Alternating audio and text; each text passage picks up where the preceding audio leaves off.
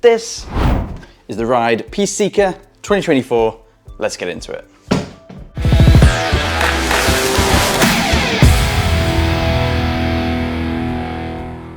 The Ride Peace Seeker was new to the Ride lineup last season, and it's come back with a vengeance this season.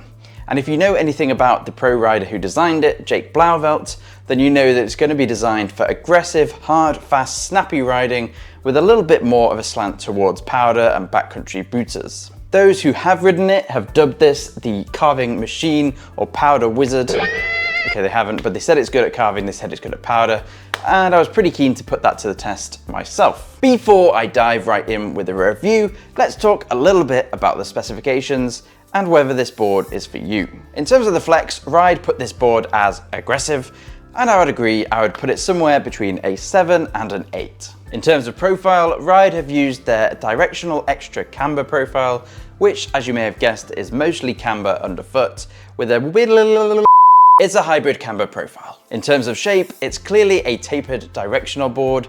You've got this longer and wider nose with a skinnier and shorter tail, and the tail's also got this crescent shape, almost like a traditional Burton fish. In terms of sizing, Ride have again gone for a volume shifted model, no surprises there, and that means it comes in a 138, 142, a 147, a 151, and a 155. So you're going to want to check the size charts carefully because it's going to be sized quite a long way down from your normal all-mountain size. As you'd expect from a board of this caliber and price tag, there's a lot of tech packed into this package. Now, I'm not going to bore you with all of the tech specs, but let's do a quick rundown. So it comes with their bi-radial side cut, their performance core, their carbon slim walls, which are very common in Ride boards and a really good feature. Impact plate laminates, which is going to be an extra layer of support under your feet. Carbon array laminates, hybrid glass, and then the thing that I will mention is their glass pedal, which is an additional layer of triax glass, which increases response and stability right in the tail where you need it, which is going to keep you out of powder, out of trouble, and make those landings a little bit easier.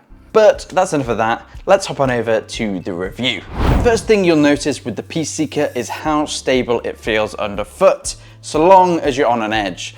This thing loves to rip a carve. Seriously, the people out there saying that this is a carving machine were not wrong. It really, really rails a turn. You can get really low, you can hit low or long radius turns without any issues. The only downside of this is if you are flat basing or you're being a bit lazy with your edges, you are gonna pay the price. Coming on to powder, and as you might expect, this thing did amazing. Now, I did manage to test it in Japan with 2 or 3 feet of fresh snow overnight, so let's be honest, I was going to have fun on pretty much any board.